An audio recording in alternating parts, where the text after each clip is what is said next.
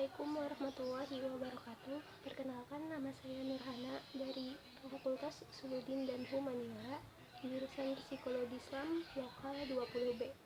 Pada kesempatan kali ini, saya ingin sedikit menjelaskan tentang proposisi dalam bahasa Indonesia. Proposisi dalam bahasa Indonesia. Dosen pengampu Bapak Rahmat Rizkiansyah, SPDI, SAP, MPD, MA. Disusun oleh saya sendiri, Nurhana. Pengertian proposisi. Kata proposisi berasal dari bahasa Latin, proposition, yang berarti pokok, hal menunjukkan, tema, hal menampilkan. Proposisi adalah suatu ungkapan atau kalimat yang terdiri dari dua variabel atau lebih, yang menyatakan hubungan sebab akibat atau kausalitas yang berlaku umum, dan di dalamnya terkandung istilah-istilah fenomena, konsep, hipotesis, fakta, teori, dan ilmu. Pada hakikatnya, proposisi adalah pendirian atau pendapat tentang hubungan antara dua hal. Proposisi dapat dikenakan penilaian benar atau salah, karena pendirian seseorang tentang hubungan antara dua hal itu dalam kenyataan dapat benar dan juga dapat salah. Artinya, proposisi adalah suatu unit terkecil dari pemikiran yang mengandung maksud sempurna. Jika kita menganalisis suatu pemikiran, misalkan suatu buku, maka kita akan mendapatkan kesatuan pemikiran dalam buku itu. Kemudian lebih khusus lagi dalam bab-babnya. Jadi apabila dalam pemikiran tidak dapat dinilai benar atau salahnya, tidak dapat disebut sebagai proposisi. Berikut ini merupakan beberapa pengertian proposisi menurut para ahli. Pertama, menurut Keraf, proposisi merupakan pernyataan yang dapat dibuktikan kebenarannya atau dapat ditolak kesalahan yang terkandung di dalamnya. Dua, menurut Rahayu, proposisi adalah kalimat yang mengandung pernyataan tentang hubungan fakta-fakta yang dapat dinilai benar dan salah. Fakta-fakta yang digunakan harus dapat menunjang kebenaran dari sebuah proposisi. 3. Menurut Departemen Pendidikan Nasional, yang dimaksud dengan proposisi adalah rancangan usulan, ungkapan yang dapat dipercaya, disangsikan, disangkal, atau dibuktikan benar tidaknya. 4. Menurut Pangaribuan, proposisi merupakan pernyataan ilmiah tentang segala sesuatu.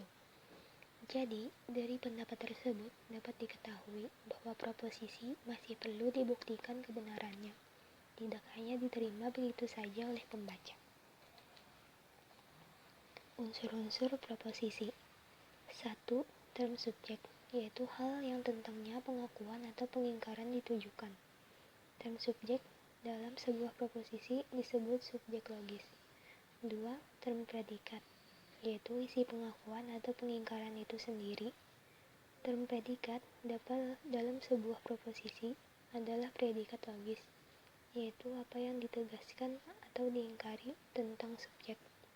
3. Kopula, yaitu penghubung antara term subjek dan term predikat, dan sekaligus memberi bentuk pengakuan atau pengingkaran pada hubungan yang terjadi.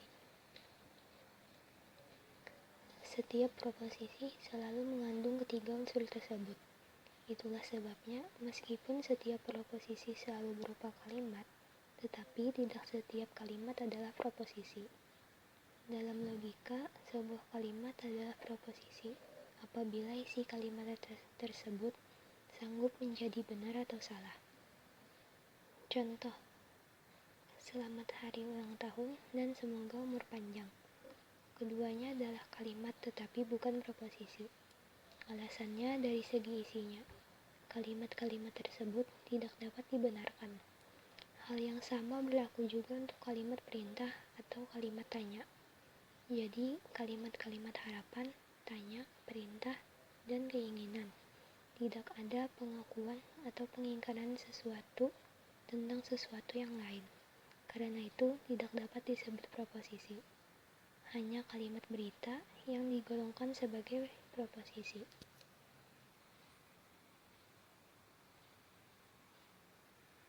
Jenis-jenis proposisi. 1. Berdasarkan bentuk. Proposisi dapat dibagi menjadi dua, yaitu A tunggal, merupakan proposisi yang hanya berisi satu pernyataan saja. Contohnya, semua manusia fana. B. Banjemuk, merupakan gabungan antara dua proposisi tunggal atau lebih. Contohnya, semua manusia fana dan pernah lupa. 2. Berdasarkan sifat, pembenaran atau pengingkaran hubungan antara subjek dan predikat. Proposisi dapat dibagi ke dalam dua jenis, yaitu A. Kategorial, adalah proposisi yang hubungan antara subjek dan predikatnya tidak membutuhkan atau memerlukan syarat apapun. Contohnya, semua daun pasti berwarna hijau. B. Kondisional, adalah proposisi yang membutuhkan syarat tertentu di dalam hubungan subjek dan predikatnya. Kondisional dapat dibedakan ke dalam dua jenis, yaitu proposisi kondisional hipotesis dan disjungtif. Contoh proposisi kondisional hipotesis. Jika harga BBM turun, maka rakyat akan bergembira. Contoh kondisional disjungtif. Irfan Bahdim, pemain bola atau bintang iklan. Berdasarkan kualitasnya, proposisi juga dapat dibedakan menjadi dua jenis, yaitu A. Universal, adalah proposisi yang predikatnya membenarkan atau mengingkari seluruh subjek. Contohnya, semua gajah bukanlah kera. B. Khusus, adalah proposisi yang predikatnya hanya membenarkan atau mengingkari sebagian subjek saja.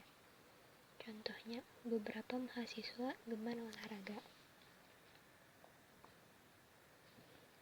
Berdasarkan kualitas dan kuantitasnya, proposisi dapat dibedakan ke dalam 4 jenis, yaitu A. Universal positif, merupakan proposisi yang membenarkan adanya persesuaian hubungan antara seluruh subjek dan predikat. Contohnya, semua pengikut si Pensimaru lulusan SMA. B. Universal negatif, merupakan proposisi yang menyatakan bahwa antara sebagian subjek dan predikat tidak mempunyai hubungan. Contohnya, tidak satupun siswa SLA menjadi anggota Senat Guru Besar IPB. C. Partikular positif, merupakan proposisi yang membenarkan adanya persesuaian hubungan antara sebagian subjek dan predikat. Contohnya, beberapa petani memiliki traktor. D. Partikular negatif, merupakan proposisi yang menyatakan bahwa antara sebagian subjek dan predikat tidak mempunyai hubungan. Contohnya, sebagian mahasiswa tidak pernah melakukan KKN. Bentuk-bentuk proposisi. Proposisi memiliki 4 bentuk, yaitu 1. Proposisi umum. Positif disebut proposisi A, adalah proposisi yang predikatnya membenarkan keseluruhan subjek. Contohnya, A. Semua mahasiswa adalah lulusan SMA atau SMK. B. Semua karya ilmiah mempunyai daftar pustaka. 2. Proposisi umum negatif disebut proposisi E, adalah proposisi yang predikatnya mengingkari keseluruhan subjek. Contohnya, tidak seorang mahasiswa pun lulusan SMA atau SMK. B. Tidak seorang gajah pun berekor 6.